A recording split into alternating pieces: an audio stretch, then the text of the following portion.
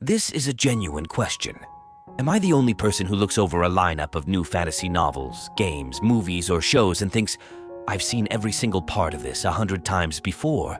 And yes, we all know there's only about 7 types of stories, in the same way as there's only really 5 emotions. But just as how anyone with more years than fingers to their name should know, if the world, and by loose extension, the human experience of it, could be so easily boiled down to its bones, then it would have been left a flayed husk of a corpse long before our species even came out of the caves. Further, it stands to reason that, since the human condition, and by extension human nature, has a finite perimeter, the emanations that spawn from it would also be finite in number, meaning there's only so many ways humans can think, only so many ways we want to think, and thus only so many ways we can be emotionally engaged, which is all any form of art is at the end of the day, cleverly tricking people into feeling things, which all leads me to suspect there's a bit more to our little thought recycling fetish than a simple Freudian funnel or corporatized brain drain, though these things certainly don't help.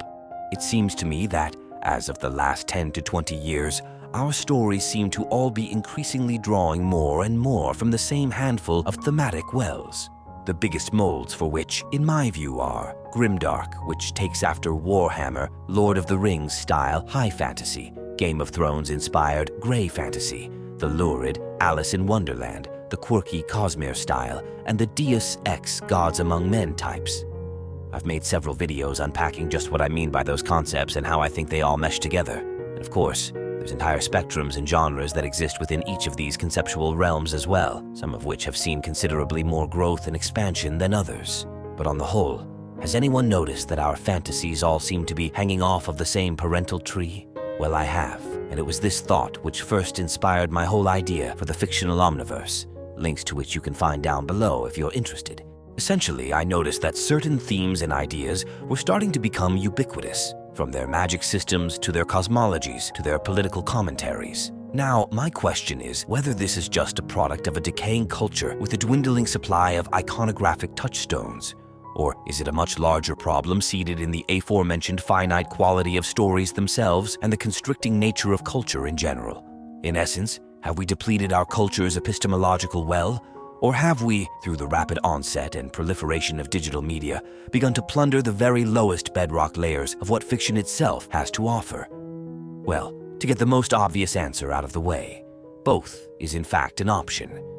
But to get to my actual point, what sparked this question was my observing while studying my YouTube analytics that my videos on art or storytelling, particularly those ones which told a story or introduced a new story setting, fell universally on the lower end of the channel's engagement spectrum.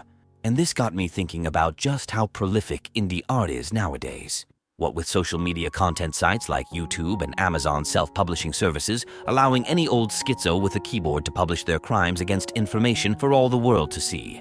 And now the onset of whole-ass AI content generation, any entry barriers whatsoever there were fencing off the arts have now been all but completely dissolved, which has led to the entirely predictable overproduction, and I believe subsequent depletion, of the content farm's nutritional value. If you're at all aware of the many failings of the American agricultural industry, you might recognize a certain amount of poetry in this predicament. And while I'm 100% for the democratization of culture and have always hated the commodification of ideas, not to be confused with intellectual property, I fully support a creator's right to their own work. I just don't like how corporations can come in and buy all the rights to our culture and then hoard it for themselves in perpetuity. The hard fact of the matter is that most people who fancy themselves creatives are either at, or at best, slightly above the level of generative AI in terms of quality and originality, which is why so many of them are directly threatened by it. Those who aren't, yet, are the ones who are actually capable of coming up with truly novel ideas. To them, GI is just another tool, best thought of as a slightly undercooked version of Photoshop. Just as how the steam engine matured the factory line to its modern form, Microsoft Word and Amazon's Kindle Direct Publishing evolved the concept of the original printing press to a level neither Gutenberg nor any of the geniuses we've only ever heard of thanks to his invention could have dreamed would ever be possible.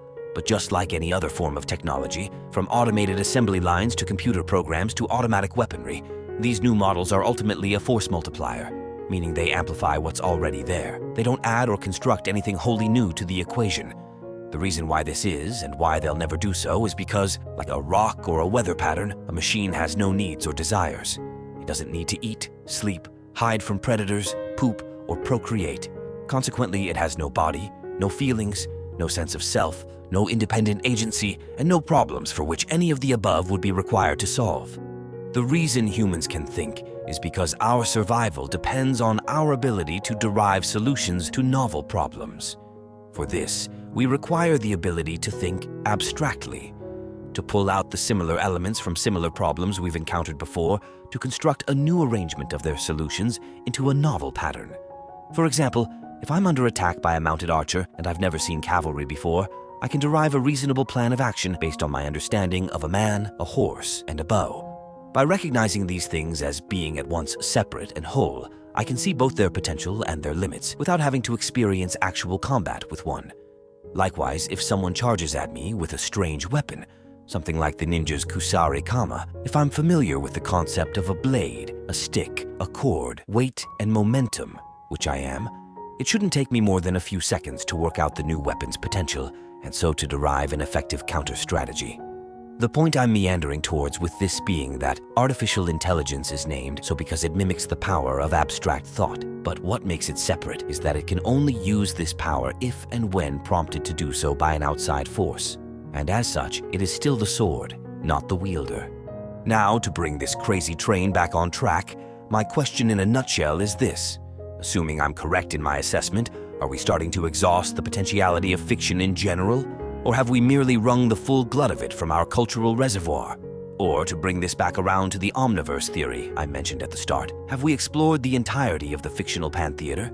Have we dented it such that all that's left to discover is similes and metaphors of known patterns? Or have we but scratched a hole through the outer skin of our own local bubbleverse?